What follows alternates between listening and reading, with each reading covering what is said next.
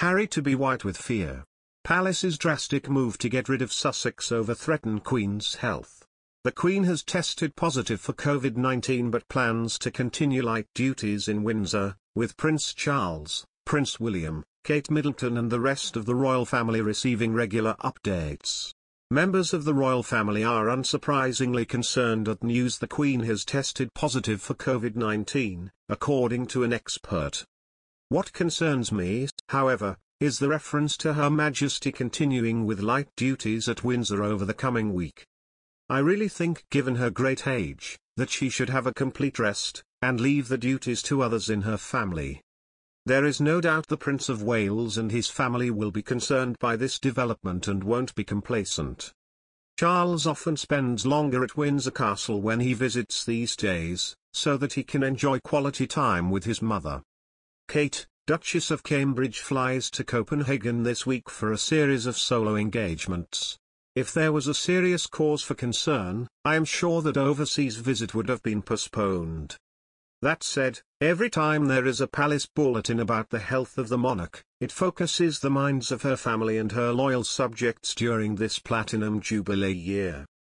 Robert also believes the Queen's latest health battle will be yet another reminder to Prince Harry of the distance between his new life in the US and his elderly relatives. He adds, "I am sure it will focus the mind of Prince Harry too, who was once so close to the Queen."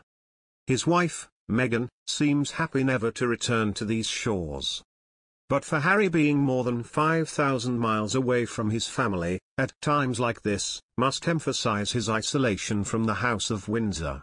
A royal charity that has partnered with Prince Harry's life coaching firm paid its staff 98% of the money it raised in a year, the Daily Mail can reveal.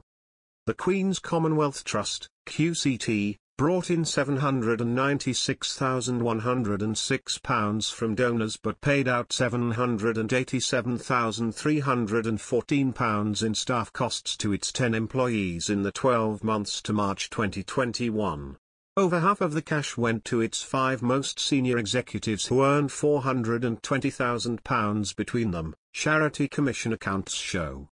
Chris Kelly, the chief executive, earns at least £140,000, a similar salary to the boss of the RSPCA, despite the animal charity raising some £130 million in donations and employing nearly 2,000 staff.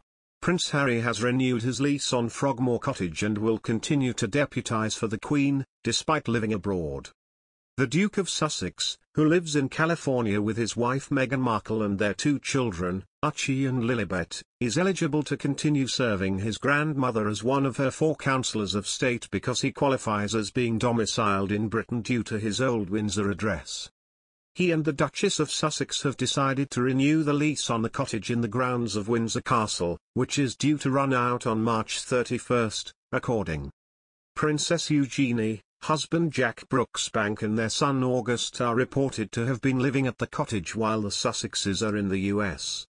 The Sussexes paid back the £2.4 million of renovations to the Windsor home, including rent up to March 2022. Details of Harry's UK living arrangements have become a constitutional matter due to his role as one of the Queen's 4 councillors of state. As the 4 adults next in line to the throne, the Prince of Wales, the Duke of Cambridge, the Duke of Sussex and the Duke of York are able to undertake some of the Queen's duties if she is temporarily indisposed. The issue was clear earlier this year when the Duke of Cambridge was overseas while the Prince of Wales was isolating with coronavirus.